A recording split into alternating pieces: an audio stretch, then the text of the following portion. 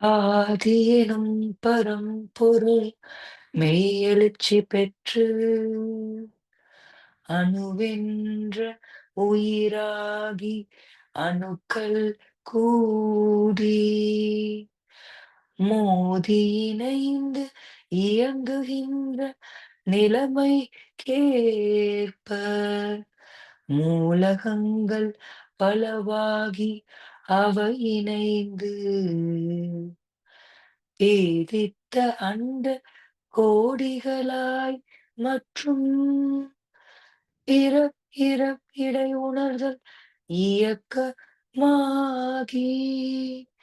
நீதி நெறி உணர் மாந்தராகி வாழும் நிலை உணர்ந்து தொண்டாற்றி இன்பம் காண்போ வாழும் நிலை உணர்ந்து தொண்டாற்றி இன்பம் காண்போம். வாழ்க வளமுடன். குரு வணக்கம். என்னை யான் அறிய வேண்ட இறைவாய் என் குருவாய் வந்தாய். என்னை யான் அறிய வேண்ட இறைவாய் என் குருவாய் வந்தாய். சென்னியில் சிந்தை வைத்து சீர்தவம் முறையாய் செய்தேன்.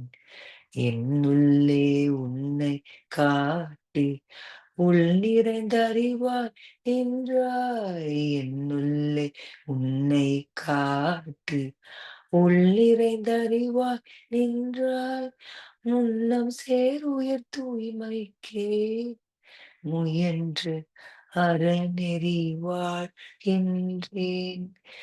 என்னை யான் அறிய வேண்ட இறைவாய் என் குருவாய் வந்தாய். வாழ்க வளமுடன்.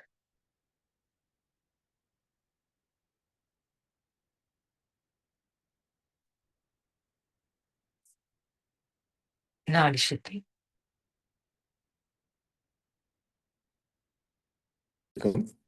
வாழ்க வளமுடன். வாழ்க வளமுடன். இன்று நமக்காக அருமையானது நித்யானந்த தவம் நடத்திய அருள் சிவசங்கரி அம்மா அவர்களை வாழ்த்துவோம். அருள் சிவசங்கரி அம்மா அவர்கள் வாழ்க வளமுடன். அவர்களின் அன்பு குடும்பம் வாழ்க வளமுடன். அவர்களின் உடல்நலம், பொருள்வளம், மனவளம் மற்றும் அவர்களின் ஆன்மீக தொண்டு வாழ்க வளமுடன். வாழ்க வளமுடன். வாழ்க வளம். நன்றி ஐயா. வாழ்க வளமுடன்.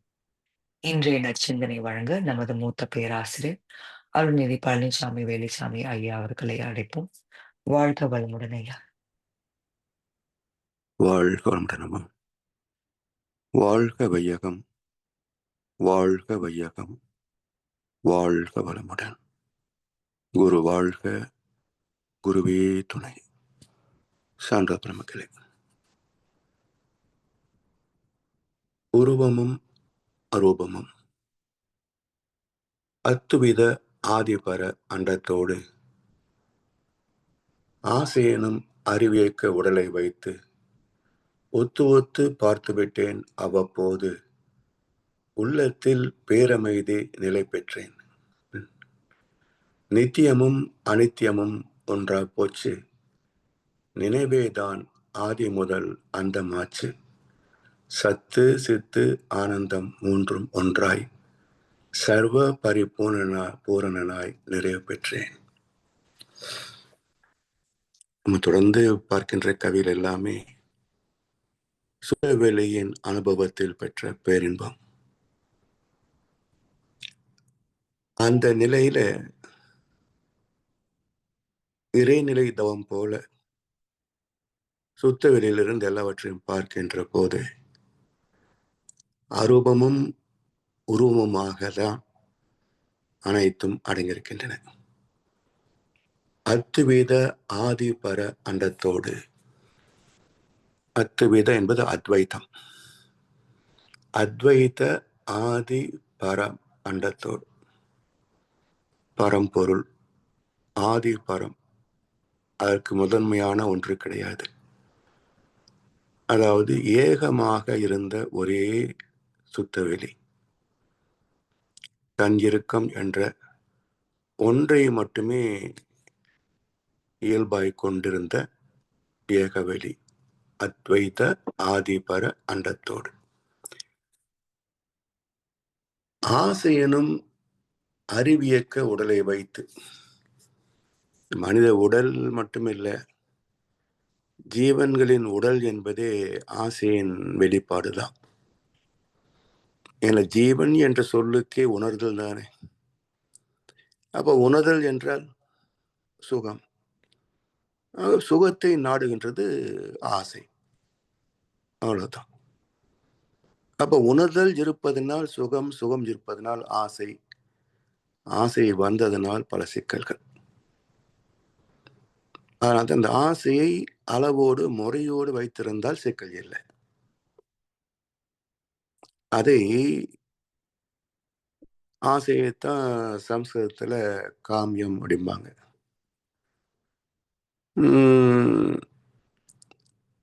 கர்மயோகத்தை பற்றி பேசுற போது நித்திய கர்மம், நிஷ்காமிய கர்மம், நித்திய கர்மத்தில் நிஷ்காமிய கர்மம், நிஷ்காமிய கர்மம் அல்லது கர்மயோகம், இப்படி 4ஆக பிரித்து பேசுவாங்க.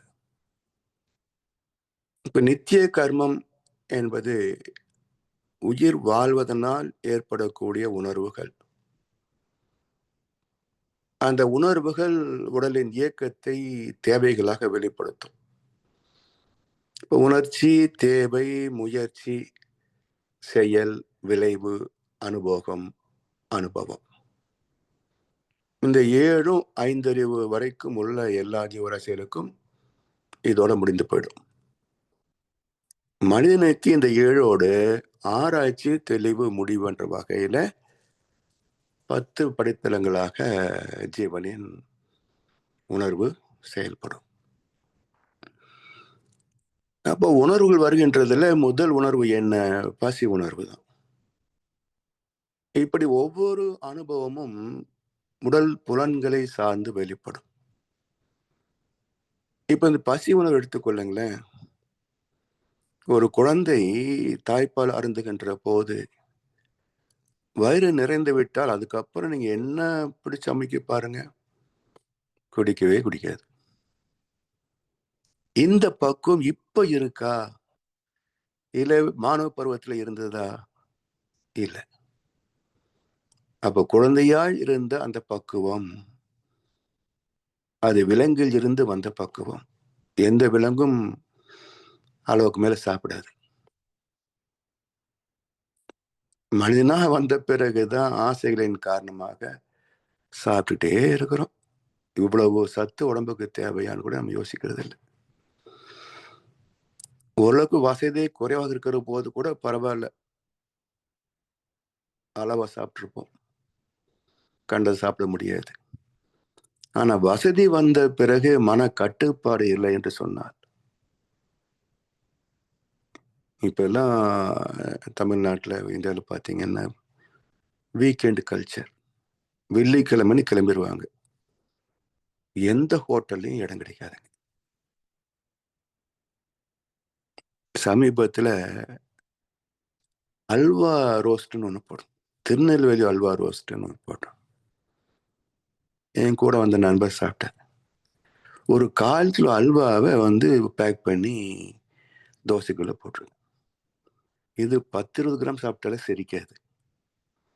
இது எவ்வளவு அல்வா சாப்பிட்டா எப்ப செரிக்கிறதுங்க? இப்ப இதெல்லாம் என்ன ஆகும்? உள்ள போய் கொலஸ்ட்ராலா மாறும், டயபெட்டிக்கா மாறும். அப்போ வசதி வருகின்ற போது மன கட்டுப்பாடு இல்லை என்று சொன்னால் புலன்கள் பாழ்படும். அதனால் குழந்தை பருவத்தில் இருந்ததை நம்ம சிந்திச்சு பார்த்து அதையே கடைசி வரைக்கும் பின்பற்றுவதற்குரிய மனப்பக்குவம் தான் கர்மயோகம். அப்ப நித்திய கர்மா என்பது செய்தே ஆக வேண்டியவை. நிஷ்காமிய என்றால் செய்யக்கூடாதவை. இது எங்க ஃபாலோ பண்ணணும், ஸ்டார்ட் பண்ணணும் சொன்னா நித்திய கர்மத்தை செய்கின்ற போதே நிஷ்காமியத்தை பின்பற்றணும். எப்படி குழந்தை வயிறு நிறைந்த பிறகு மேற்கொண்டு அருந்தாதோ, அதுபோல் நித்திய கர்மத்தை செய்கின்ற போது நிஷ்காமியத்தை பழகிக்கொள்ளணும். அப்பதான் நிஷ்காமிய கர்மத்திலேயே வாழ்ந்து முடிக்க முடியும். கர்மயோகமாக வாழ்க்கை அமையும். எல்லா வகையிலையும் நிறைவாக இருக்கலாம். ஆசைகள் நம்மை ஆளுமை செய்ய முடியாது. எனவே ஆசை எனும் அறிவியக்க உடலை வைத்து ஒத்து ஒத்து பார்த்து விட்டேன் அவ்வப்போது. சரி, இவ்வளவு ரிஸ்கான இந்த வாழ்க்கை, இந்த உடம்பு தேவையில்லையா என்றால், இந்த உடம்பை வச்சுதான் பேரின்பத்தையே அனுபவிக்க முடியும், அடைய முடியும். மனிதனை தவிர வேற எந்த ஜீவனுக்கு அந்த திறமை இருக்குங்க? தன்னை அறிந்து இன்பமுற வெண்ணிலாவே, ஒரு தந்திரம்னு சொல்ல வேண்டும் வெண்ணிலா வென்றார் வள்ளலார். அப்படி தன்னை அறிந்து இன்பமுறுகின்ற பேரு இறைவனுக்கே கிடையாது, சுத்தவனுக்கு கிடையாது, பரமாத்மாவுக்கும் கிடையாது. ஜீவன்களிலே மனிதனை தவிர வேற எந்த ஜீவனுக்கும் கிடையாது. அதனால்தான் மனித பிறப்பு என்பது unique personality. Unique personality. Ramakrishnan சொல்லுவார், பிறர்க்கரிய மானுட பிறப்பு பெற்றவன் இப்பிறவிலே ஈஸ்வர பிரேமையை அறியாது போனால் அவன் வீணே பிறந்தவனாகிறான். எத்தனை பேர் இந்த கணக்குல சேர்க்கறதுங்க? வீணே பிறந்தவனாகிறார்கள். அப்படிப்பட்ட ஒரு அற்புதமான பிறப்பு தான் பரிணாமத்தில் மனிதனாக நிறைய பெற்றிருக்கிறது. எப்படி இந்த வீடு கட்டும்போது சாரம் போடுறோம் சொல்லுவாங்க இல்லையா தமிழ்நாட்டுல, அது 2-3 மாடியில கட்டும்போது சாரம் போட்டு போட்டு உயரமா போவாங்க. இப்ப சாரம் இல்லைன்னா கட்டிடம் உயரமா கட்ட முடியுமா? சாத்தியமே கிடையாது. ஆனா சாரத்தை அப்படியே வச்சிருக்க முடியுமா? அசிங்கமா இருக்கும். அப்போ கட்டி முடிக்கிற போது பூச்சி பூச ஒவ்வொரு சாரமா கழட்டி போட்டு கடைசியில மொத்தத்தையும் எடுத்து போட்டிருப்பாங்க. கட்டிடம் நிறைய பெற்றிருக்கும். எப்படி நிரந்தர கட்டிடத்தை முடிப்பதற்கு தற்காலிகமான சாரம் அவசியமோ, அதே போல நிரந்தர வஸ்துவாகிய ஆத்மாவை அறிவதற்கும் பரமாத்மாவை அறிவதற்கும் தற்காலிகமான உடல் அவசியம். உடம்பார் அழியின் உயிரார் அழிவர், திடம்பட மெய்ஞானம் சேரவும் மாட்டார். உடம்பு இருந்தா தான் மெய்ஞானம், எல்லா ஞானமும். இது அஞ்ஞானத்திலேயே முடிஞ்சு போறதுதான் அவலம். பிறக்கும் போது அஞ்ஞானம் இருப்பது இயற்கை, ஆனா சாகும்போது அப்படியே போறது. எத்தனை பேர், எத்தனை கோடி பேர் இந்த லிஸ்ட்ல வர்றாங்க பாருங்க. இது எல்லாம் மனிதன் சொல்வதா அல்லது மனித வடிவத்தில் விலங்குகள் சொல்லுவதா?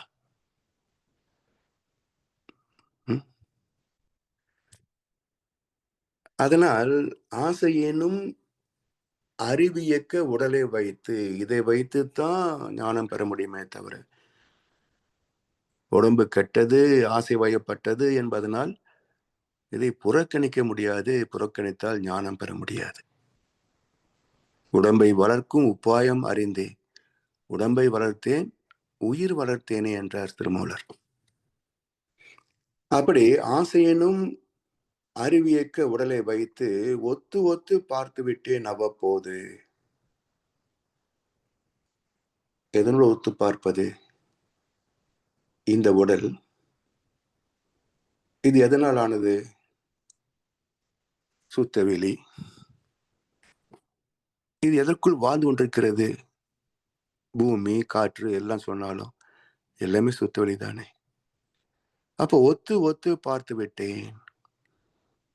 இந்த உடம்பை பார்க்கிறேன், உடம்புக்குள்ள பார்க்கிறேன், உடம்பை சுத்தி பார்க்கிறேன், எல்லாம் ஒரே பொருள் உருவமாக அருவமாக விளங்கி கொண்டிருக்கிறது. ஒத்து ஒத்து பார்த்து விட்டேன் அவ்வப்போது, உள்ளத்தில் பேரமைதி நிலவ பெற்றேன். இங்கே பார்க்கிற போது ஏற்படக்கூடிய ஒரு இன்பம் வெளியில் பார்க்கிற போது ஏற்படுவது இல்லை. என வெளியில் பார்க்கின்ற போது காந்த அலைகளின் வேகம் 14க்கு மேல போனா தான் உணர முடியும். Perception. So conversion and conversion of biomagnetism is perception. ஜீவாந்தத்தின் செலவும் தன்மாற்றமும் தான் உணர்வுகள், அனுபவங்கள். செலவாகின்ற போது அதனுடைய சுவை குறைந்து கொண்டே வரும். தி லா ஆஃப் டிமினிஷிங் யூட்டிலிட்டி என்று எக்கனாமிக்ஸ்ல சொல்லுவாங்க. ஒரு இனிப்பு சாப்பிட்ற போது ரொம்ப சுகமா இருக்கும். அதே 2வது துண்டு சாப்பிட்ற போது கொஞ்சம் சலிப்பா இருக்கும். 4வது துண்டு சாப்பிட்டீங்கன்னா வாந்தியா வந்துடும். அப்ப இனிப்பு எதுல இருக்கு? தி லா ஆஃப் டிமினிஷிங் யூட்டிலிட்டி. அது போல ஜீவகாந்தம் செலவாகி புலன் வழி பொருள் வழி வாழ்க்கை வாழ்கின்ற போது உடம்பும் சோர்ந்து போகும், மனசும் இறுகி போயிடும். அப்புறம் இறைநிலை உணர்வையே பெற முடியாது. எனவே ஒத்து பார்த்து விட்டேன், அவ்வப்போது உள்ளத்தில் பேரமைதி நிலவ பெற்றேன். எப்படி? காரணம் என்ன? எதை நினைக்கிறோமோ அதுவாக மாறுவது மனம். எதை நினைக்கிறோமோ அதுவாக மாறுவதுதான் மனசு. அணுவை நினைத்தால் சிறு புள்ளியாகிறோம். உலகத்தை நினைத்தால் விரிந்து போகிறோம். ஒரு காட்சியை பார்த்தால் அதுவாக மாறுகிறோம். அப்படி இல்லைன்னா உணர முடியாது.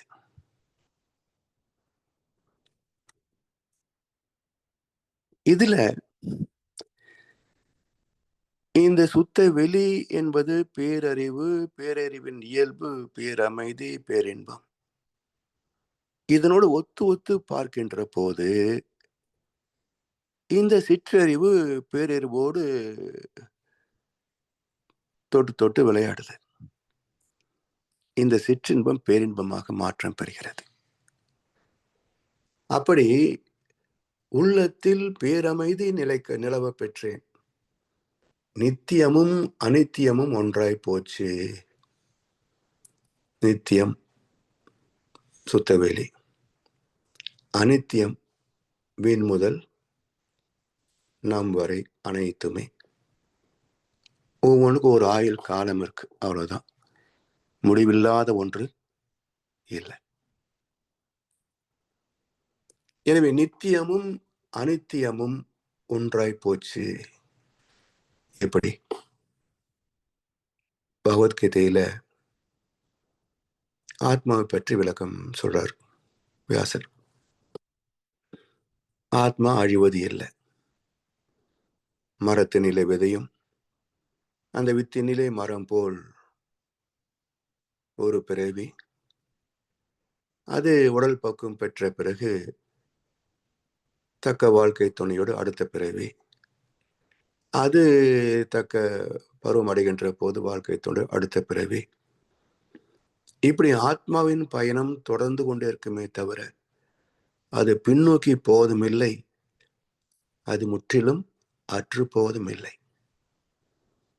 அதனுடைய கேரக்டரைசேஷன், வினை பதிவுகளின் சுமை முன்ன பின்ன மாறிக்கொண்டு போகுமே தவிர ஆத்மா பின்னோக்கி போவதே கிடையாது.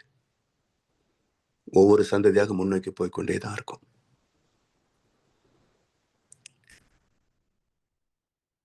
இப்போ அதனுடைய தீர்வு என்ன என்றால், ஆத்மா நித்தியாக, அது எப்போதும் இறப்பே இல்லை. அதற்கு நான் நிரந்தரமானவன், அழிவதில்லை. எந்த நிலையிலும் ஆத்மாவுக்கு மரணம் இல்லை. அப்போ பீஷ்மரையோ துரோணையோ கொள்வதில் உனக்கு என்ன தயக்கம்? அவங்க ஒன்றும் சாக போறதில்லை, ஆத்மா இருக்கத்தான் போகுது. இல்லை, ஆத்மா எங்க நம்ம பார்த்தோம்? உடம்பை தானே பார்த்தோம். உடம்பு தானே வாழ்ந்து எல்லா உறவு நட்பையும் தருகிறது. இந்த உடம்பை எப்படி நம்ம கொள்றது?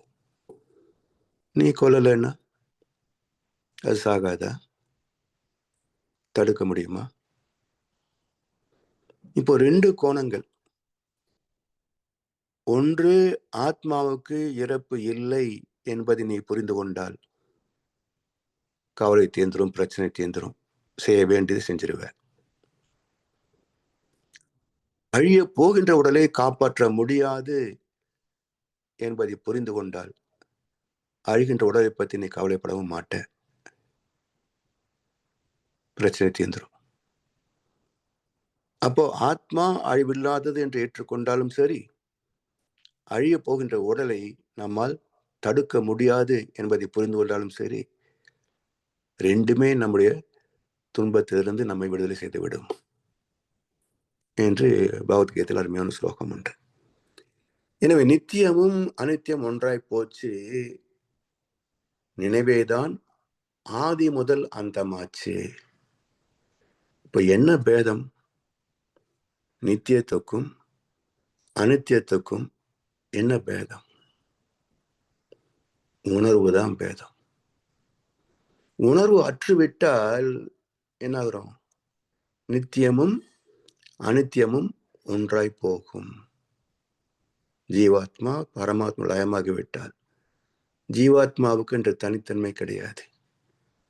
ஆறுகள் அனைத்தும் கடலில் அடங்கிய பிறகு எந்த தண்ணீருக்கு கங்கைன்னு பேரு, எந்த தண்ணீருக்கு காவிரின்னு பேரு? எல்லாம் கடல்னு தான் பேர். தனித்துவம் இழந்து விடுகிறது. அதே போல் இந்த அனித்தியமும் நித்தியமும் ஒன்றாய் போகின்ற இணைகின்ற போது இந்த அனித்தியத்துக்குரிய பேர் மறைந்து போகிறது.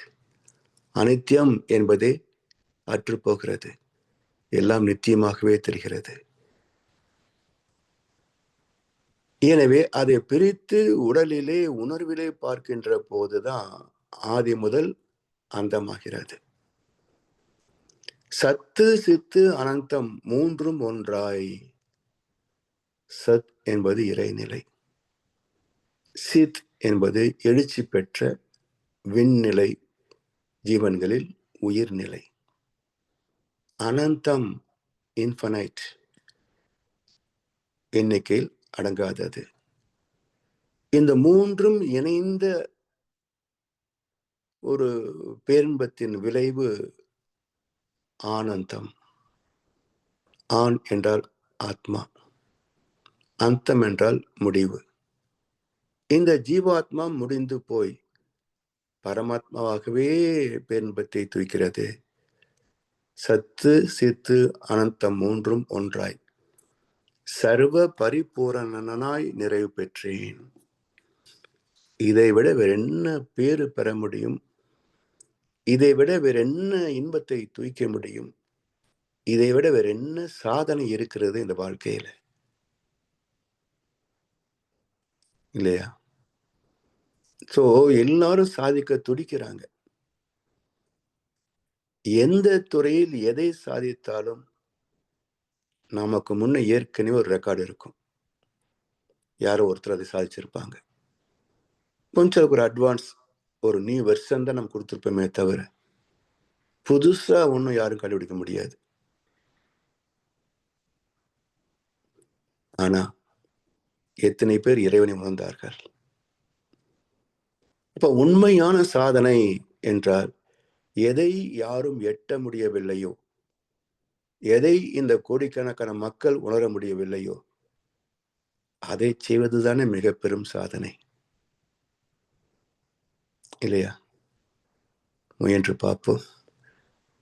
கர்மவினை பதிவிருந்தால், அதற்கான பாக்கியம் இருந்தால், குருவின் ஆசை நம்ம எப்போதும் கை தூக்கி விடுவதற்கு தயாராகத்தான் இருக்கு.